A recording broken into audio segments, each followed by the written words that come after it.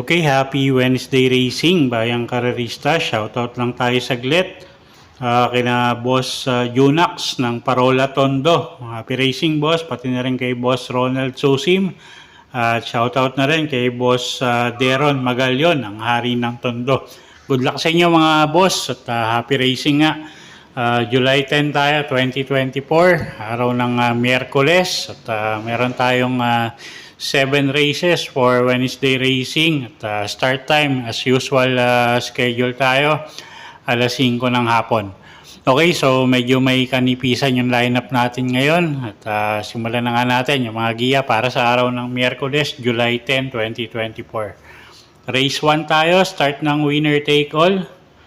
Class 5 placers. Okay, lowest group agad tayo rito. First choice natin, yung numero 1 na si Blue Mist. Sasakay ni Apprentice Rider MR Elios. At tingin ko medyo siya na yung pinakamababa sa grupo dito. No? So, first choice natin yan, numero 1, Blue Mist. Second choice, yung kalahok numero 5 na si Laughing Tiger. Sasakay naman ni Apprentice Rider GL Shego. At medyo maganda yung numero niya ngayon. No? At nakaraan, tumimbang yata ito ng pangatlo, pang-apat. So, tingin ko mag-uumento ngayon to. At second choice nga natin yan, numero 5, Laughing Tiger. Okay, so sa race 1, first choice, numero 1, Blue Mist. Second choice, numero 5, Laughing Tiger. Okay, race 2 tayo. Class 5, 11 to 15 bracket, start ng peak 6, distansya 1,200 meters. Okay, first choice natin dito, numero 6, static, sasakay ni Pabs Cabalejo. At gamay ng hinete, medyo maganda yung numero niya. At ito kasi pwedeng iuna, pwedeng isunod, no? At halos nakikita natin dito, halos puro di bandera, yung mga kalahok nga. Halos lahat sila, so tingin ko pagandahan ng lundag to, no? At breaks of the game, ika nga. Okay, so second choice natin dito yung numero 1 na si Hang Loose. JD King Flores naman yung sasakay dyan. Pag nakakuha ng balya, tingin ko kayang-kaya lang tumapos ng karera or lalo na pag nauna, no? Okay, so sa race 2, first choice numero 6, static. Second choice numero 1, Hang Loose.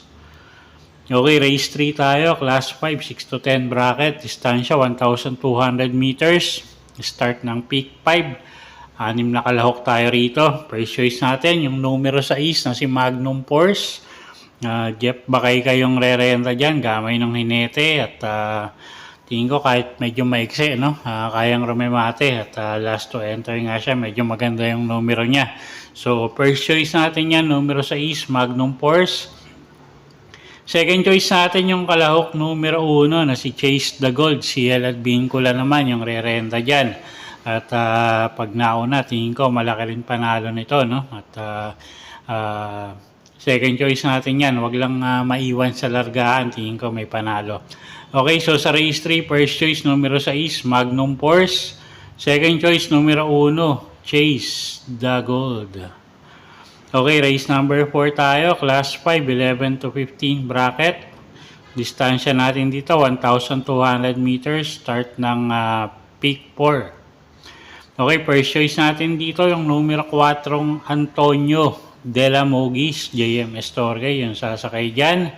At isang direm ating kabayo, no? Pero natututo na rin sa munod to.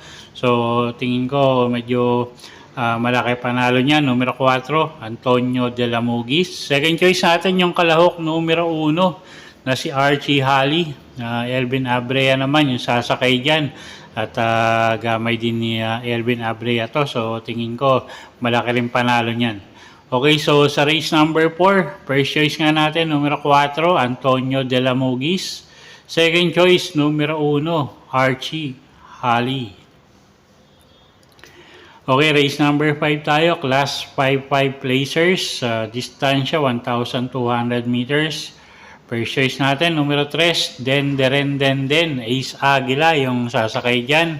Gamay ng hinete. At lately nga, tinuturuan na rin sumunod to, no? At medyo maganda naman yung adjustment ni Kabayo. So, tingin ko malaki rin ang panalo nito, no? Yung numero 3 na si Den. Second choice natin dito, yung numero 6 na si Primero Soldado. Sasakay ni Apoy Asuncion. At pwedeng pangdehado rito, yung kalahok numero 5 na si Princess Serena.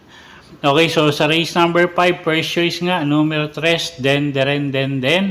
Second choice, numero 6, Primero Soldado. At pwedeng pangdehado kung kursonada nyo yung numero 5 na si Princess Serena.